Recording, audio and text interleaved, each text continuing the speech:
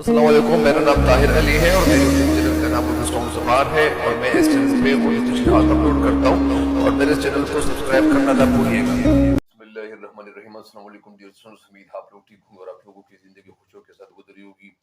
تو آپ لوگوں کے لیے چلتا ہوں شعر نمبر 6 کی تشریح کی طرف۔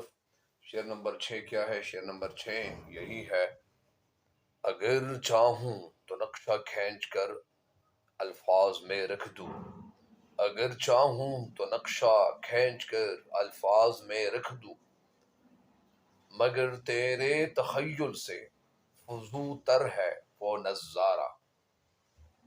اگر چاہوں اگر چاہوں تو نقشہ کھینچ کر الفاظ میں رکھ دوں، مطلب شاعر کہتے ہیں کہ اگر میں چاہوں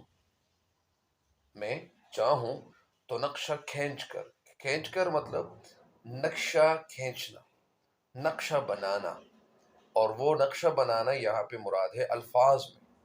یعنی جس طرح کوئی بندہ کسی خوبصورت جگہ چلا جاتا ہے، وہ اس لیے چلا جاتا ہے کیونکہ وہ ان نظاروں سے لطف اندوز ہونا چاہتا ہے۔ تو اگر کوئی کسی جگہ پہ گیا ہوا ہے اور وہ جگہ بڑی خوبصورت تھی تو وہ اس جگہ کی خوبصورتی کو اپنے لفظوں میں بیان کرتے ہیں۔ تو اس طرح علامہ اقبال رحمۃ اللہ علیہ بھی وہی بات کہتے ہیں کہ اگر میں چاہوں تو اپنے لفظوں کے ذریعے سے، یعنی وہ نقشہ، وہ جگہ، وہ میں بیان کرنے لگ جاؤں، وہ بیان کروں، مگر تیرے تخیل سے فضوتر ہے وہ نظارہ۔ مگر تیرے تخیل کا مطلب خیال کو کہتے ہیں۔ انہیں کون سا خیال مراد ہے؟ تخیل مطلب وہ قوت جو خیالی صورت بنا کر ہمارے وہم کے سامنے رکھ دے، انہیں تصور کو بھی کہتے ہیں۔ تو اس لیے انہیں شاعر علامہ محمد اقبال ہمیں کہنا کیا چاہتے ہیں؟ کہنا یہی چاہتے ہیں۔ اور اصل میں علامہ اقبال رحمۃ اللہ کی جو شاعری ہے تو اس میں ہمارے لیے بہت بڑی مطلب راز کی باتیں چھپی ہوئی ہے۔ ہر انسان مطلب یعنی اس دنیا میں جو بھی انسان آتا ہے تو ان کا جو ذہن ہے وہ بہت زیادہ کھل بھی سکتا ہے، وہ بہت زیادہ کامیابی کی طرف جا بھی سکتا ہے، لیکن کامیابی حاصل کرنے کے لیے انسان کو بہت زیادہ محنت کی ضرورت پڑتی ہے۔ تو اس لیے علامہ محمد اقبال رحمۃ اللہ علیہ ہمیں یہاں پہ یہ سمجھانا چاہتے ہیں کہ اگر میں چاہوں تو اپنے لفظوں کے ذریعے سے، یعنی وہ جو نقشہ ہے وہ کھینچ سکتا ہوں۔ میرے لیے وہ لفظوں کے ذریعے سے وہ نقشہ کھینچنا کوئی مشکل بات نہیں ہے۔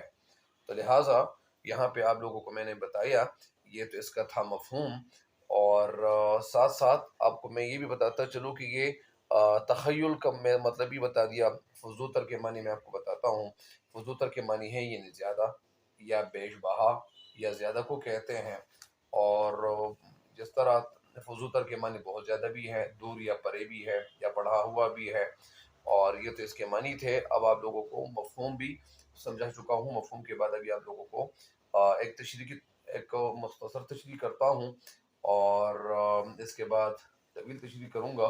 یعنی اس کا جو مفہوم یہ بنتا ہے، شاعر یہ بتانا چاہتا ہے کہ اگر میں چاہوں تو ان کا نقشہ الفاظ میں کھینچ کر پیش کر سکتا ہوں، مگر وہ نظارہ، پھر آپ کو بتاتے ہیں یہ اس کا مفہوم ہے، مگر وہ نظارہ ایسا ہوگا کہ تیرا خیال بھی اس کا صحیح اندازہ نہیں کر سکتا، وہ تیرے خیال سے بہت اونچا ہوگا۔ یہ تو اس کا ہے مفہوم۔ اب لوگوں کو تشریح کی طرف لیا چلتا ہوں۔ اس شعر میں شاعر علامہ محمد اقبال رحمۃ اللہ علیہ کہنا یہ چاہتے ہیں، اپنے مسلمان نوجوانوں سے مخاطب ہو کر کہتے ہیں کہ میں چاہتا ہوں کہ وہ سارا منظر اپنے لفظوں، اپنی قلم سے بیان کر دوں، لیکن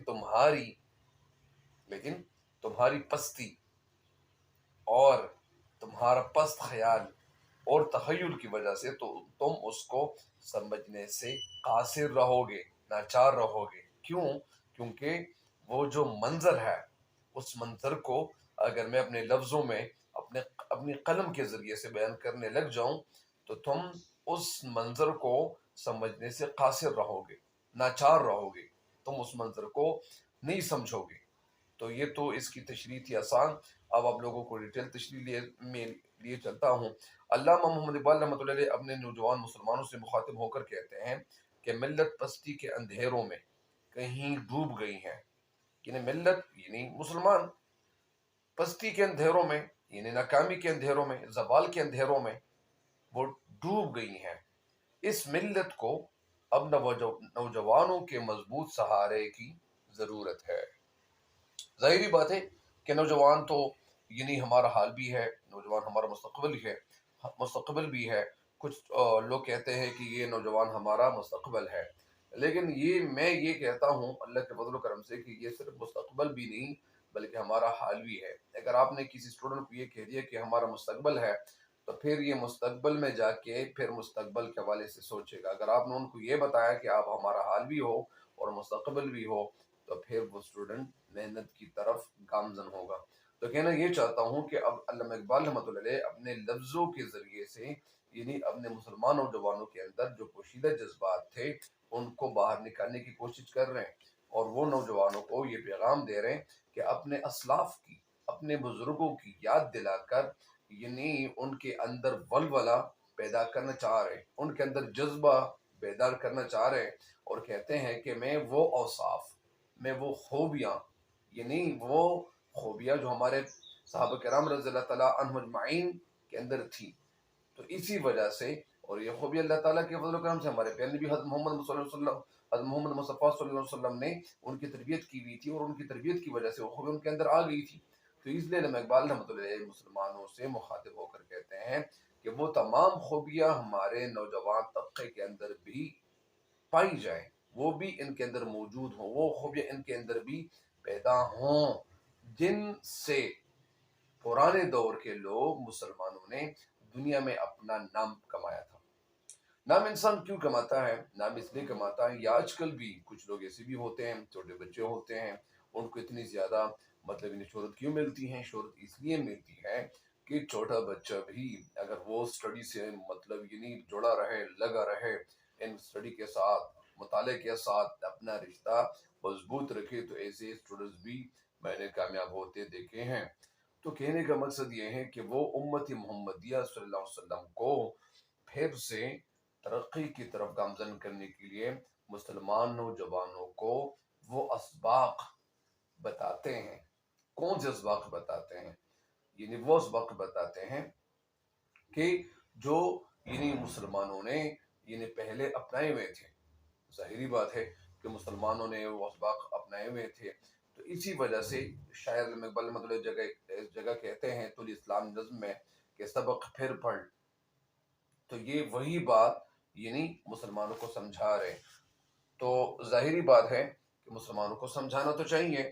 تو اسی وجہ سے علامہ محمد اقبال رحمۃ اللہ علیہ اپنے نوجوان مسلمانوں کو یہ پیغامات اس لیے ارسال کر رہے ہیں، یہ اپنی شاعری کے ذریعے سے ان کو یہ اس لیے سمجھا رہے ہیں تاکہ وہ مسلمان ان باتوں پہ عمل پیرا ہو. اور ظاہری بات ہے کہ جب بھی مسلمان نوجوان اگر وہ محنت کے جذبے سے بھرپور ہو اور اگر وہ محنت کرنا یہ وہ شروع کر لے تو یہ نوجوان مسلمان یہ بہت آگے جا سکتے ہیں.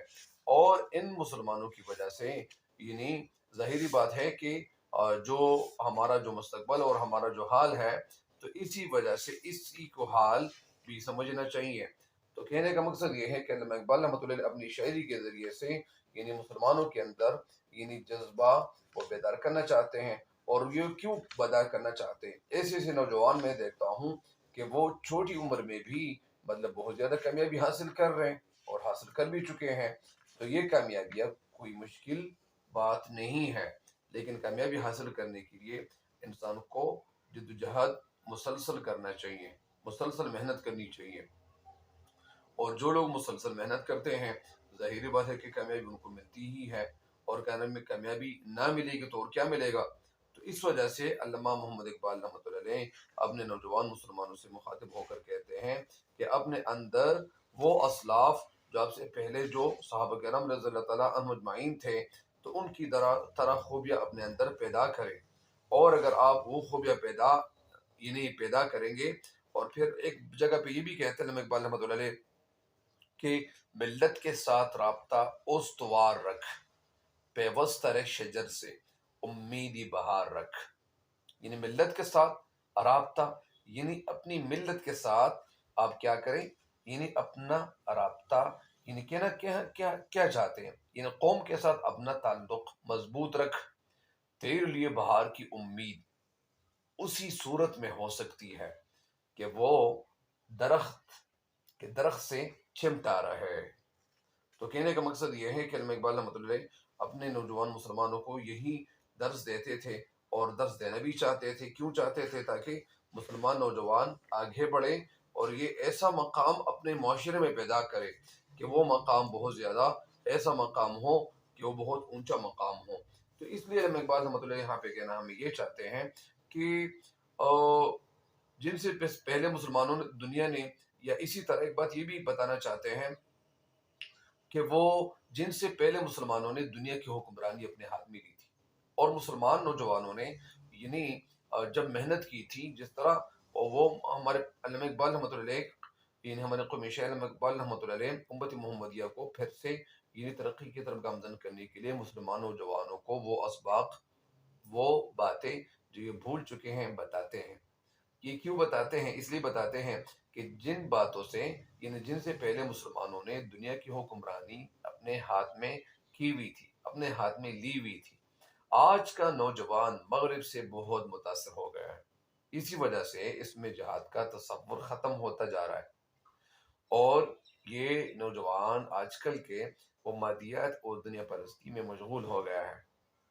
تو یہ تو علامہ اقبال رحمۃ اللہ کی کے وقت کی شاعری تھی۔ یہ آج سے مطلب یعنی بہت یعنی 70 80 سال یا 90 سال 100 سال یا اسی طرح پہلے کی شاعری ہے۔ علامہ اقبال رحمۃ اللہ اگر آج کے دور میں ہوتے تو ان کی شاعری وہ بالکل کچھ اور قسم کی ہو چکی ہوتی۔ وجہ یہی ہے کہ آج کل جو نوجوان ہیں وہ مطلبی عیش پرستی میں اور مادہ پرستی میں بے انتہا گر چکے ہیں، اور اللہ تعالیٰ کو لوگ زیادہ بھول چکے ہیں۔ جس طرح کسی بھی انسان کے اندر اللہ تعالیٰ کی عبادت کے اندر یعنی وہ مشغول رہنا ان کے لیے پتہ نہیں کیا وہ سمجھتے ہیں۔ تو اس لیے اللہ تعالیٰ ہمیں کامل ایمان کے ساتھ اس دنیا سے رخصت فرمائے۔ ایک جگہ ایک شاعر کہتے ہیں کہ خدا کو بھول گئے ہیں لوگ فکر روزی میں، خدا کو بھول گئے ہیں لوگ فکر روزی میں، رزق کا خیال ہے رازق کا کچھ خیال نہیں۔ تو اس لیے وہ علامہ اقبال رحمۃ اللہ علیہ مسلمانوں کو مادیت پرستی سے مطلب دور لے جانا چاہ رہے تھے، اور کہنا یہ بھی چاہ رہے تھے کہ جس پر اقبال رحمۃ اللہ علیہ اپنے نوجوانوں کی حالت کو دیکھ کر علامہ اقبال رحمۃ اللہ بہت زیادہ نالا رہتے تھے، بہت زیادہ خفا رہتے تھے، اور انہیں اسلاف کی غیرت اور حریت کی داستان سناتے ہوئے یعنی جگاتے ہیں کہ آپ اپنے اسلاف کی طرف توجہ دلائیں۔ اگر آپ اسلاف کی طرف دیکھیں گے، کیونکہ ہمارے صحابہ کرام رضی اللہ تعالیٰ عنہم اجمعین کی جو زندگی تھی، اگر وہی زندگی ہم اپنائیں گے تو ہمیں دنیا اور آخرت دونوں جہانوں میں کامیابی مل سکتی ہے۔ امید ہے کہ آپ اسٹوڈنٹس میری ان ویڈیو سے فائدہ اٹھائیں گے، ضرور اٹھائیں گے، اور اپنے دوستوں کے ساتھ، فرینڈز، کلاس فیلوز کے ساتھ شیئر ضرور کریں، تاکہ آپ کے ساتھ ساتھ آپ کے دوستوں تک بھی فائدہ پہنچتا چلے جائیں۔ تب تک کے لیے ہمیں یاد رکھیے دعاؤں میں۔ اللہ نگہبان۔